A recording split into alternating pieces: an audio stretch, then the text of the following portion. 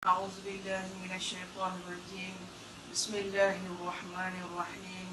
الحمد لله رب العالمين والعاقبة للمتقين ولا عدوان إلا على الظالمين والصلاة والسلام على أشرف الأنبياء والمرسلين وخاتم النبيين وعلى آله وأصحابه أجمعين.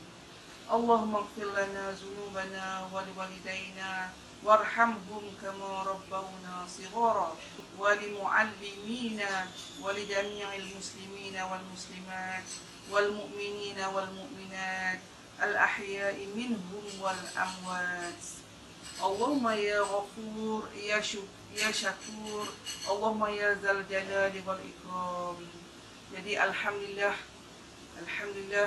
kita bersyukur kepada Allah Subhanahu wa taala kerana kita dapat teruskan lagi kelas pengajian kita ataupun tazkirah saya pada hari ini. Jadi untuk tazkirah saya pada hari ini, saya akan menceritakan tajuk bagaimana kita mencari ketenangan jiwa. Yang mana tuan-tuan dan puan-puan ketahui, di sini saya akan menceritakan dengan 7 kunci untuk kita mendapat ketenangan jiwa. Yang pertama, jangan benci-membenci antara satu sama lain. Walaupun kadang-kadang kita pernah bergaduh, kan, kecil hati, ada orang menyakitkan hati kita. Kita tak salah pun, tapi ada orang menyakitkan hati kita. Ingatlah bahawa pesan Nabi SAW, sekiranya kita membenci seseorang itu, janganlah kita membenci penuh hati kita. Kita simpan sedikit masa untuk kita kasih kepadanya. Dan sekiranya kita sayang kepada seseorang itu, jangan bagi sepenuh hati kasih sayang kita kepada seseorang itu. Simpan sedikit masa untuk benci kepada dia. Untuk kasih sayang hati kita sepenuhnya adalah kita simpan, kita cinta 100%, 200% hanya kepada Allah Subhanahu wa taala. Yang kedua, tidak berungut. Untuk mendapat ketenangan jiwa, yang kedua, kita janganlah suka merungut. Kehidupan dalam rumah tangga contohnya, kan, dalam rumah tangga kadang-kadang tu Allah Ta'ala beri kepada kita kelebihan masing-masing. Kadang-kadang tu ada suami dia kerja tinggi, isteri kerja rendah, itu biasalah, kan. Jadi kadang-kadang tu bila suami ni biasa dekat pejabat, pemerintah, untuk staf-staf dia melakukan apa yang dia suruh, ikut arahan dia lah. Jadi dia nak di rumah pun, dia nak isteri dia dan anak-anak dia ikut arahan dia juga. Tak boleh lah. Tapi sekiranya isteri pula Allah Ta'ala bagi kat dia jawatan dia besar, kemudian dapat pula suami jawatan kecil. Mungkinlah kalau sekiranya suami ini pendapatan dia kecil, tapi dia rajin membantu kerja-kerja rumah, isteri pun bolehlah tolak ansur. Janganlah berkira sangat, kan. Walaupun dalam Islam dia kata duit suami adalah duit isteri, tetapi duit isteri adalah duit isteri. Untuk mengharmonikan rumah tangga ini, kadang-kadang kita kena tolak ansur, bantu-membantu, jangan merungut. Kadang-kadang tu kalau merungut, kita keluar duit lebih, tidak puas hati. Macam mana kita nak mengharmonikan rumah tangga itu? Ketiganya, hidup ini mestilah bersederhana saja. Walaupun kadang-kadang Allah Ta'ala uji kita dengan kesenangan. Kita nampak kadang-kadang ujian itu adalah kesusahan saja, tetapi kesenangan itu juga adalah ujian. Jadi kadang-kadang tu mungkin orang, setengah-setengah orang tu dapat kesenangan hidup di dunia ni, apa yang dia nak dapat, dia tak tahu susah. Kemudian dia lupa diri, jauhkan diri daripada Allah Subhanahu wa taala. Orang yang susah ni pula, walaupun ditimpa berbagai-bagai ujian, tetapi dengan ujian itu dia mendidik jiwanya dengan penuh kesabaran, mengatasi kehidupannya itu dengan hidup bersederhana. Yang ketiga, yang keempat, bersangka baik. Jadi kita ni sentiasalah berfikiran positif walaupun ditimpa musibah. Kadang-kadang hari ini, ya Allah, Masya Allah, bagai-bagai ujian yang menimpa, kan? Kadang-kadang ujian dalam keluarga, ujian tempat kerja, bagai-bagai lah. Kadang-kadang tu duit dah lah, orang kata apa, duit dah lah tak banyak. Kemudian guna duit itu untuk buat pembelanjaan, perniagaan, beli, buat kuih apa semua tu.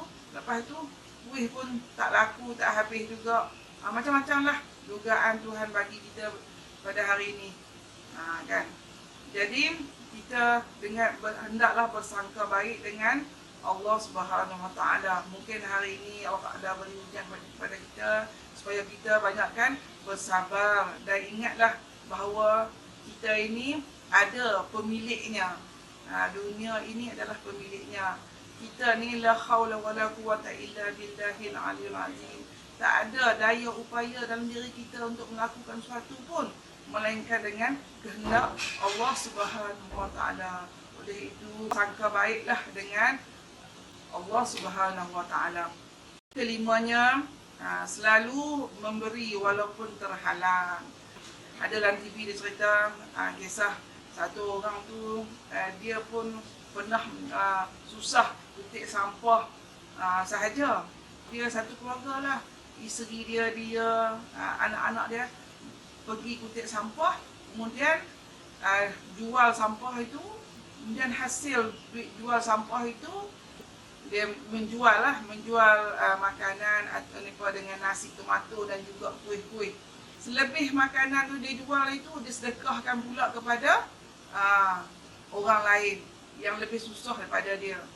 Jadi alhamdulillah, tengok sampai macam tu, walaupun dia tu pun dah susah, dia pun terpaksa mencari.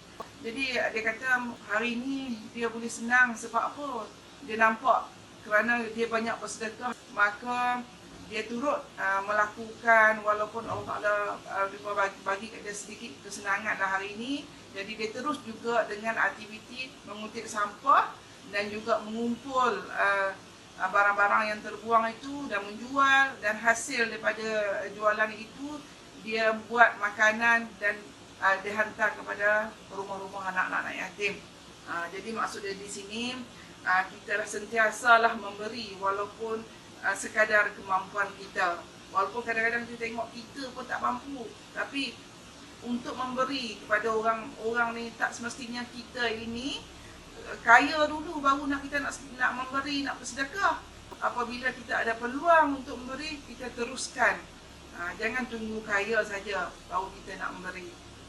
Okey, yang keenam, sentiasalah berdoa walaupun tanpa pengetahuan mereka.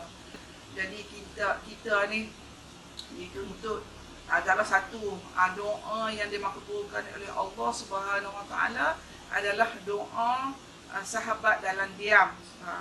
Doa orang tak tahu kita doa apa, kan?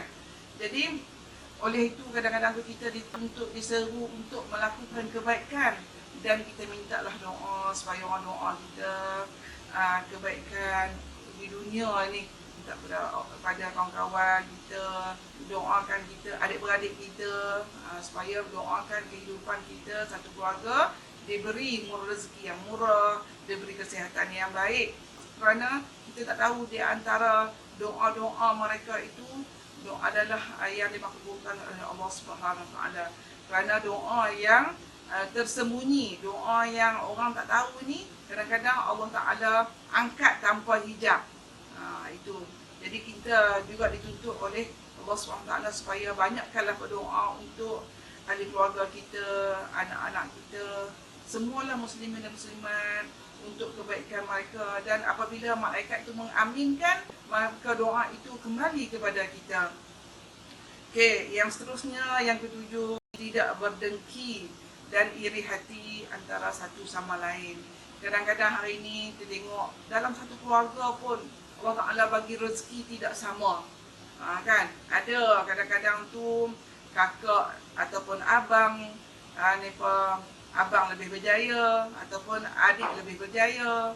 Jadi janganlah berdengki ataupun iri hati, sebab rezeki Allah Ta'ala bagi itu tak sama. Sedangkan kita disuruh untuk sentiasa berusaha, berdoa dan bertawakal. Jadi insya-Allah kalau kita berdoa, kalau kita tengok orang tu ada kereta besar, ada rumah besar yang selesa. Jadi kalau kita nak juga macam dia, kita sentiasalah berdoa, ya Allah, seronok tengok keluarga dia bahagia, kereta dia besar, rumah dia besar, aku nak juga macam dia. Kita jangan dalam diri kita ada sifat berdengki dan juga iri hati. Itulah tuan-tuan dan puan-puan 7 tip yang saya berikan kepada tuan-tuan pada hari ini untuk kita sama-sama amalkan. Mudah-mudahan dengan amalkan 7 tip ini akan mendapat ketenangan jiwa kita. Sekali lagi wabillahi taufiq wal hidayah. Wassalamualaikum warahmatullahi taala wabarakatuh.